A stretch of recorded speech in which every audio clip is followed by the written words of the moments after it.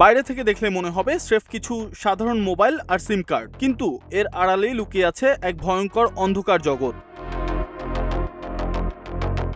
যেখানে প্রতিদিন কোটি কোটি টাকা লেনদেন করা হচ্ছে আর নিমিষেই তা চলে যাচ্ছে দেশের বাইরে। অনলাইন জুয়ার ফাঁদ পেতে দেশের অর্থনীতি ফোকলা করা এমনই এক আন্তর্জাতিক ও দেশীয় চক্রের মূল হোতাসহ ৮ সদস্যকে গ্রেফতার করেছে সিআইডির সাইবার পুলিশ সেন্টার। সজীব চক্রবর্তী, আশরাফ উদ্দিন সহ এই চক্রের নেটওয়ার্ক ভাঙতে গিয়ে উঠে এসেছে প্রযুক্তির অপব্যবহারের এক চাঞ্চল্যকর তথ্য। সিআইডি জানায়, গত ৬ মাস ধরে প্রতিদিন গড়ে ১,৮০,০০,০০০ থেকে ২ কোটি টাকা অবৈধভাবে লেনদেন করছিল এই চক্রটি।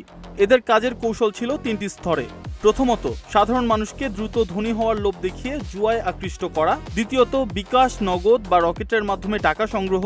আর শেষ স্তরে সেই বিপুল টাকা ক্রিপ্টোকারেন্সি ও ডিজিটাল হুন্ডির মাধ্যমে মুহূর্তেই বিদেশে পাচার করে দেওয়া। বিকাশ, রকেট, নগদ, বিভিন্ন ব্যাংক অ্যাকাউন্ট এবং ক্রিপ্টো ওয়ালেট ব্যবহার করে অর্থ লেনদেন করত।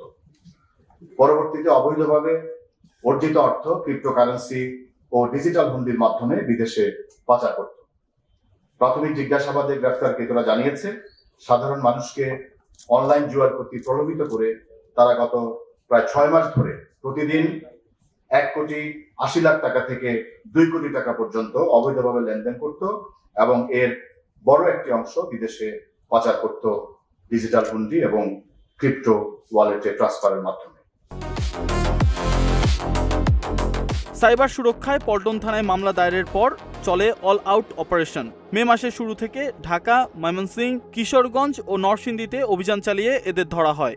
উদ্ধার করা হয় ১৩টি মোবাইল, ২০টি সিম কার্ড এবং ভুয়া নামে সিম পাঠানোর কাজে ব্যবহৃত কুরিয়ার সার্ভিসের রসিদ।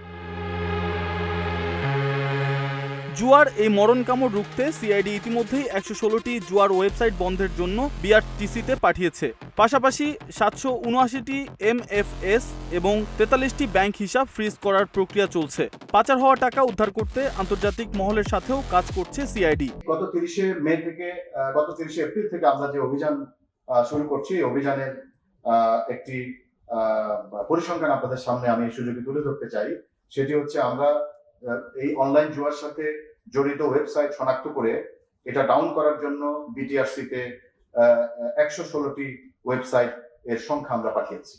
১১৬টি ওয়েবসাইটকে ডাউন করার জন্য আমরা বিটিআরসিতে পাঠিয়েছি। পাশাপাশি অবৈধ লেনদেনের সাথে সংশ্লিষ্ট বিএফআইতে আমরা এমএফএস যে মোবাইল ফিনান্সিয়াল সার্ভিস, এই সংখ্যা আমরা পাঠিয়েছি ৮৭৯টি। এবং অবৈধ লেনদেনের সাথে সংশ্লিষ্ট আমরা কিছু ব্যাংক অ্যাকাউন্ট পেয়েছি এবং সেই ব্যাংক অ্যাকাউন্টগুলো, সেই নাম্বারগুলো আমরা বিএফআইতে পাঠিয়েছি সর্বমোট ৪৩টি।